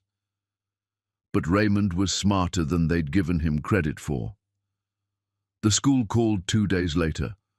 A man had been seen outside the playground during recess, watching the children. Security had approached him, but he'd left before they could get a description. Sierra's world tilted. "He knows about Riley," she said to Simone that night. "He's using her to get to me. We're getting ahead of this. I've already contacted the school. They're on high alert. No one gets near Riley except us. I've got a patrol car driving by the house every hour." "So we wait for him to do something to hurt Riley?" "No, we go on offense." Simone pulled up something on her laptop. "Raymond's broke, lost his business 3 years ago. Lives in a trailer park, drinks himself unconscious most nights. He's desperate, and desperate people make mistakes." The next night, Raymond showed up at their house at midnight, banging on the door, screaming about rights and money owed. Simone had been expecting it, had cameras installed, had the police on speed dial. They came within 5 minutes, found Raymond on the front lawn, drunk and belligerent, arrested him for public intoxication, disturbing the peace, and violating a restraining order. He spent the night in jail, but the prosecutor's office let him go the next morning. "It's not enough," Sierra said. "He's going to come back. Then we'll be ready." But they weren't ready for what happened next. Riley's school called during lunch. Emergency lockdown. A man had broken into the building, was in the hallways, looking for a specific child. Sierra and Simone arrived to police cars and panicked parents. Riley was safe, locked in a classroom with her teacher and 30 other terrified children, but Raymond was in custody, again. This time he didn't get out. Simone prosecuted him herself, breaking and entering, attempted kidnapping, violation of multiple restraining orders, harassment, stalking. The charges added up. The judge listened to Sierra's testimony about their marriage, about the abuse, about the years of fear, and sentenced Raymond to 5 years in prison. Sierra sat in the courtroom and watched him be taken away in handcuffs. He looked back at her once, mouthed something that might have been, "This isn't over," or "I'm sorry." She didn't care which. That night Dan called. Not a letter this time, an actual phone call. "I heard what happened, through the medical network. Small towns, people talk." "Of course you did. Are you okay?" "I don't know. Ask me when I stop feeling like he's going to appear every time I turn around. He won't, not for years. And by then, he'll be a different person. Prison does that. You sound like you know from experience. I work in the prison system here, part-time, medical care for inmates. I've seen what incarceration does. I don't care if he heals, I just want him gone from my life." "He is." Simone made sure of that. She did. Chiara felt tears building. "She's been incredible through all of this. She loves you." "I know. And you love her." "Yes. Then you're exactly where you should be, with someone who actually knows how to protect you."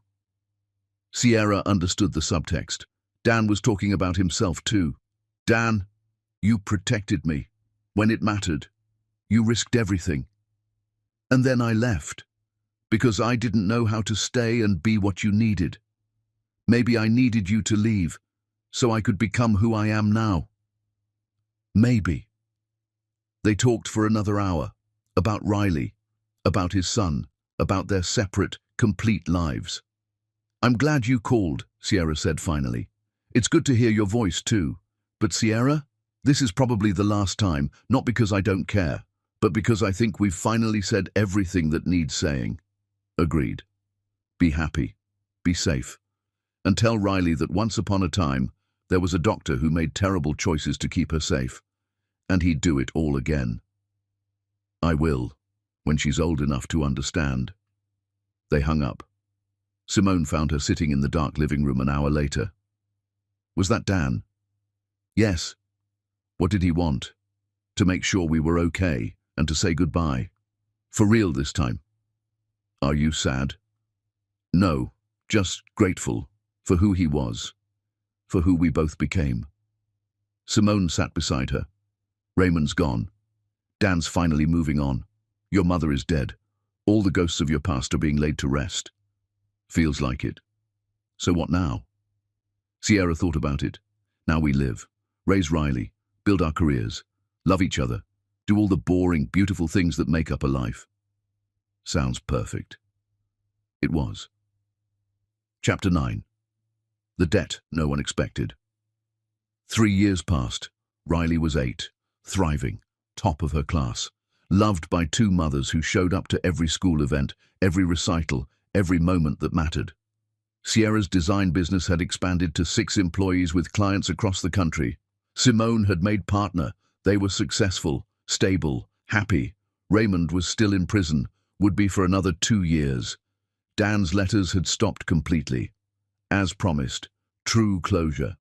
Then Simone came home one evening with news that shattered their peace. I need to tell you something, she said. Sierra looked up from helping Riley with homework. Something in Simone's voice made her stomach drop. What's wrong? A case came across my desk today, federal fraud investigation, healthcare fraud, and Dan's name came up. What did he do? Nothing illegal, but the hospital where he worked, where he was chief of surgery, is being investigated for systematic fraud, billing for procedures that never happened, falsifying records. The whole administration is going down. And Dan? Dan is being called as a witness because of his record, the board hearing, the falsified paternity report. The prosecutors want to establish a pattern of record falsification within the hospital. But Dan had nothing to do with systematic fraud. I know, but his case is the most well-documented example. It's perfect for building a narrative. So they're using him as a scapegoat, as a witness. But yes, they're going to drag him through testimony about the worst decision of his life. On national television, this case is huge. Millions in fraud. Media coverage will be intense. Can he refuse? Not without contempt of court. Federal subpoena. Sierra stood, pacing. He lost everything to protect me once. Now he's going to lose even more. His reputation, his privacy, everything he's built in Montana. Probably yes. That's not fair. No, but it's legal. Riley looked between them. Is Uncle Dan in trouble? They'd told Riley about Dan when she was 6. The doctor who'd delivered her, who'd made hard choices to keep her safe. Yes, honey, Uncle Dan is in trouble. Can we help him? Sierra looked at Simone. Can we? What are you thinking? That Dan protected me when it cost him everything. Maybe it's time I returned the favor. How? By testifying, by telling the truth about why he falsified that report, by making sure the court understands he wasn't part of some fraud scheme. He was trying to protect his patient. You'd have to testify about your pregnancy, about that night with Dan, everything. I know. Public record, media coverage. Riley will read about it someday. I know that too. Simone studied her face. You're sure? Dan set himself on fire for me once. I'm not letting him burn alone this time. The trial was scheduled for 6 months out. Simone couldn't represent her, conflict of interest, but found the best medical fraud attorney in the state. Together, they built a defense strategy, not for Dan, who wasn't on trial, but for his reputation. Sierra wrote to Dan, first letter in 3 years. Dan, I heard about the trial, about the subpoena, about prosecutors using your case as evidence. I'm testifying, whether you want me to or not, because you protected me when it cost you everything. I'm going to tell the truth, all of it, about why you did what you did, about the fact that you acted alone, that you were protecting your patient, not committing fraud for profit. You don't get to save me and then disappear while people tear you apart. See you at the trial. Sierra. His response came a week later. Sierra, don't do this. Don't drag yourself and your family through this mess for me. I made my choices. I can live with the consequences, but I can't live with knowing I destroyed your peace again. Please, let this go. Dan. She wrote back immediately. Dan, no. Sierra. The trial began on a Monday in spring. Federal courthouse. Media everywhere. The hospital administration charged with systematic fraud totaling over $50 million. Dan was one of 30 witnesses. Sierra sat in the gallery watching him take the stand. He looked older. The years in Montana had weathered him, but he carried himself with dignity. The prosecutor went for the throat. Dr. Lawrence, isn't it true that you falsified medical records while serving as chief of surgery at Metro General Hospital? Yes. And this falsification involved manipulating blood test results and paternity records? Yes. And the hospital administration was aware of your actions? No. The prosecutor blinked. No. No. I acted alone. Without knowledge or approval of hospital administration, my actions were not part of any systematic fraud. They were personal decisions made for personal reasons. Personal reasons, such as protecting a patient I cared about from an insurance investigation that would have delayed critical care during a high-risk pregnancy. A patient you had a personal relationship with? Yes. The prosecutor smiled. So you admit your judgment was compromised? My judgment was informed by personal knowledge. There's a difference. I knew this patient's history, her trauma, her vulnerability, and I made a choice to protect her from additional stress that could have endangered her life and her baby's life. By committing fraud.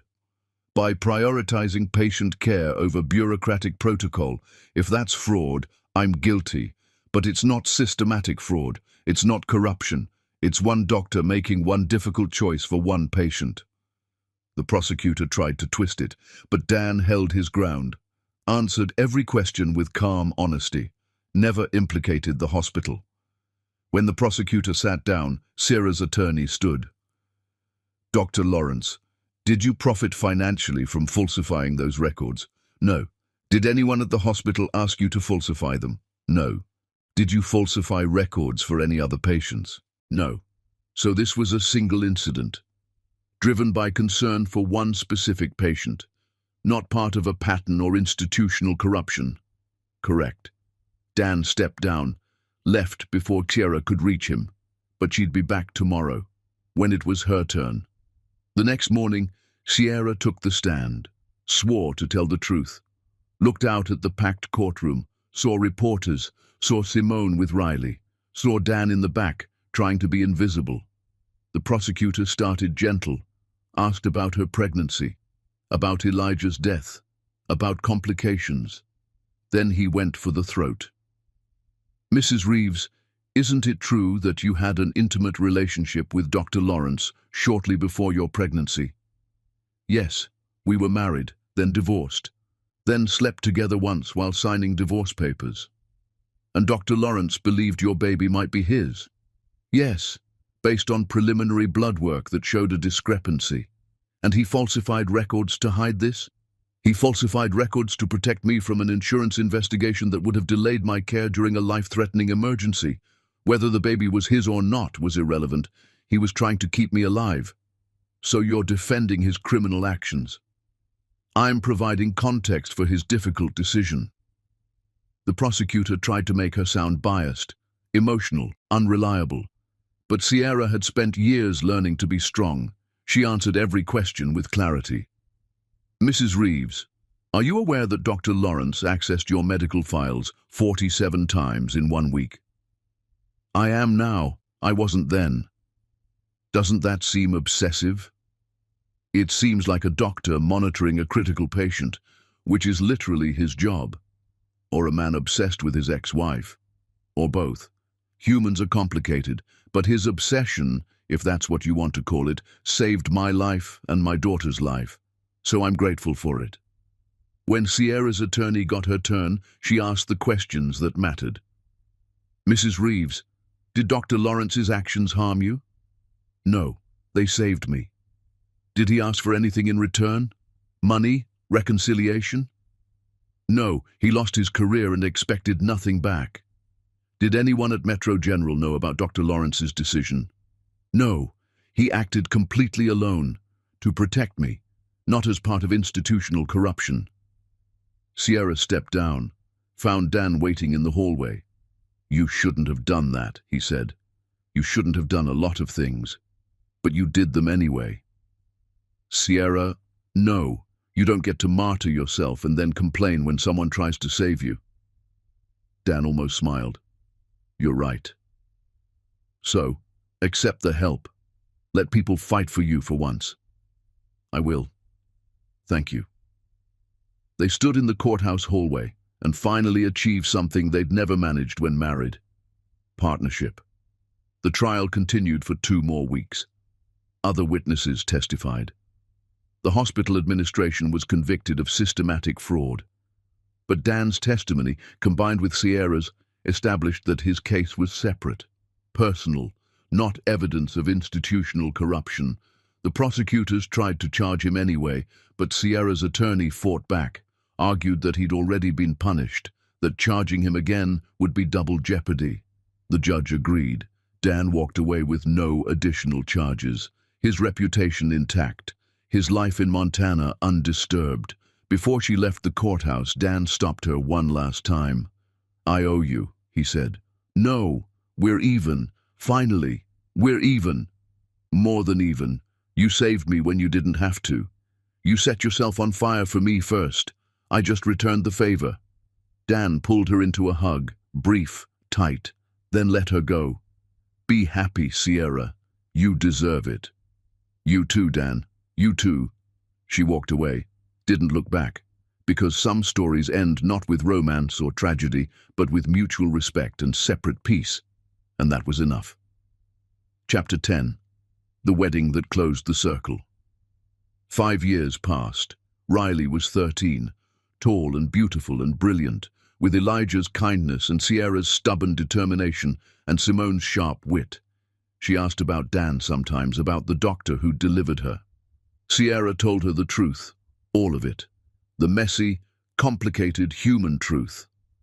"Did you love him?" Riley asked once. "Yes, very much, at the wrong time." "Do you still?" "I love who he was to me, but I'm in love with Mama Simone. Those are different things." Riley accepted this. She'd grown up watching love in its healthiest form. Then the invitation arrived. Heavy cardstock, expensive printing. "Dr. Dan Lawrence and Joanna Mitchell request the pleasure of your company at their wedding." "Are we going?" Simone asked. "I don't know. Is it weird?" "Probably. But when has that stopped us?" They decided to go. All 3 of them. Riley was excited to finally meet Uncle Dan. The wedding was small, intimate, in a converted barn, 50 guests, mostly Dan's colleagues from Montana and Joanna's family. Dan was greeting guests, older now, gray at the temples, laugh lines around his eyes. He looked happy, really happy. Joanna was beside him, kindergarten teacher, exactly as he'd described, uncomplicated and kind and looking at Dan like he'd hung the moon. "Sierra," Dan said when he saw her, "you came. You invited me. I didn't think you'd actually come."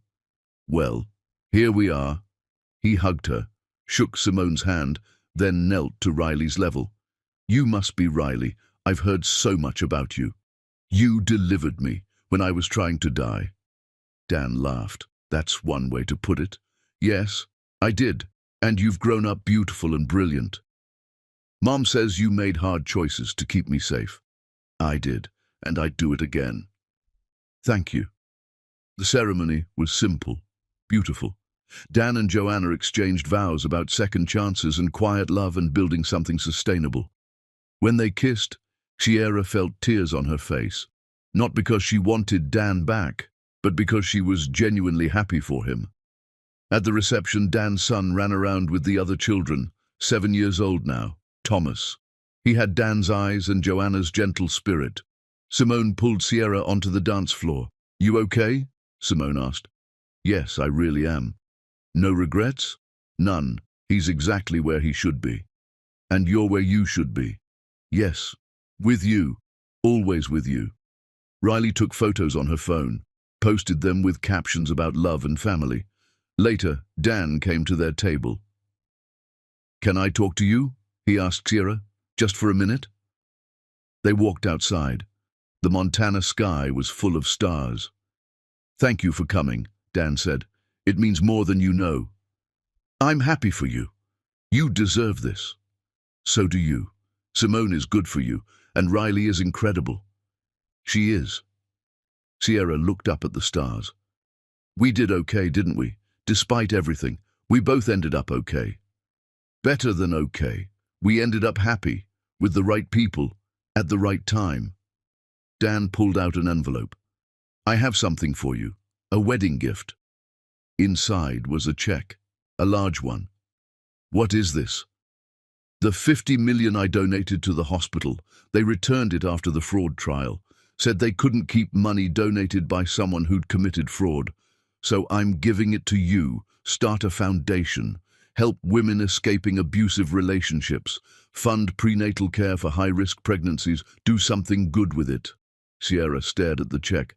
"This is too much." "It's exactly enough. Please take it. Build something beautiful from all the ugly things we survived. I don't know what to say. Say yes. Say you'll take this money and turn it into something that helps other women who need what you needed." Sierra folded the check carefully. "Yes, I'll do it. Thank you. Thank you. For everything. For testifying. For forgiving me. For letting me be part of Riley's story, even from a distance." "You'll always be part of her story." They stood in comfortable silence. Two people who'd loved each other badly and somehow ended up loving each other better from a distance. "I should get back to my wife," Dan said. "That's still weird to say." "It suits you." They walked back. Joanna was dancing with Thomas. Simone was talking with Riley. Dan rejoined his wife. Sierra rejoined hers. At the end of the night, Riley came up to Dan. "Uncle Dan, can I ask you something?" "Of course. Do you wish I was your daughter, instead of just someone you delivered?" Dan knelt down, looked at this brilliant 13-year-old. "I think about that sometimes," he said honestly. "But then I remember that you have Elijah's kindness, and your mum's strength, and Simone's integrity. Those things make you exactly who you're supposed to be. If you were my daughter, you'd be different. Maybe not better, just different." "So you don't wish things were different?" "No. I wish things were exactly as they are, because you're perfect, and your family is perfect. And I got to play a small part in making sure you got to exist.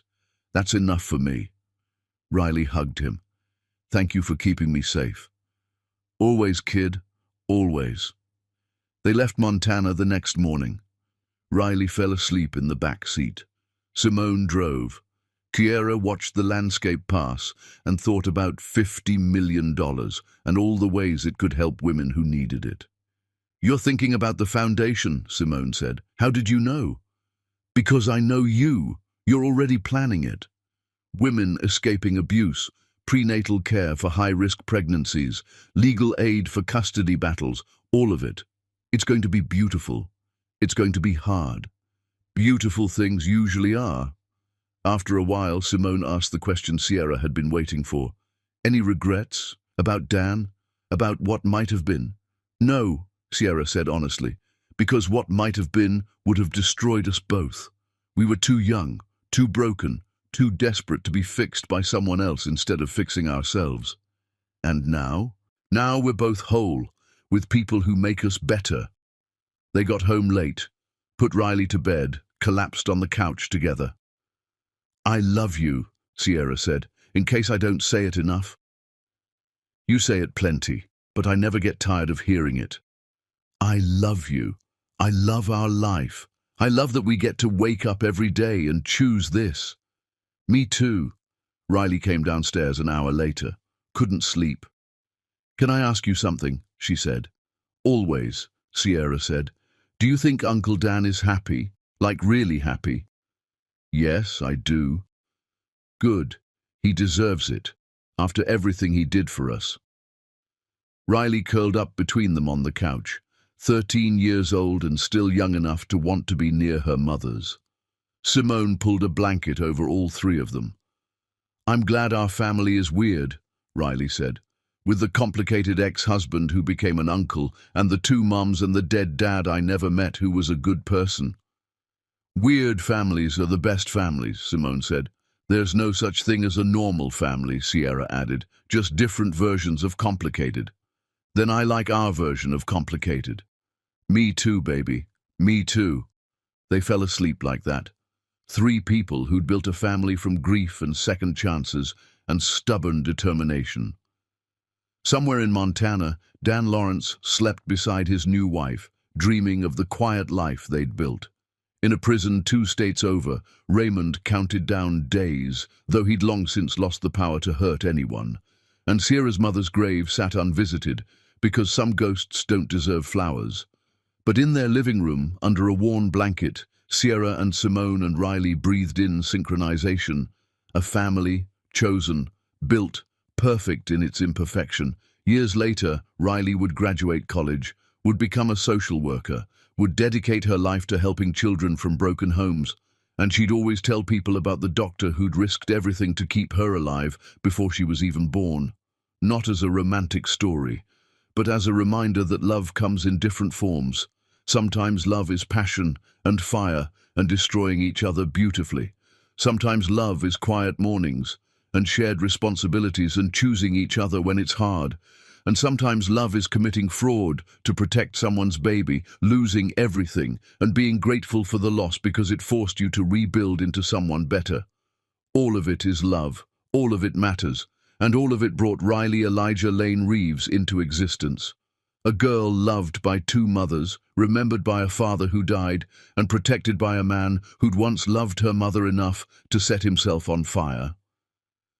That was the story Sierra told her daughter, the complicated, messy, beautiful truth. And Riley grew up understanding that family isn't about perfection, it's about showing up, even when it costs everything, especially when it costs everything. The end.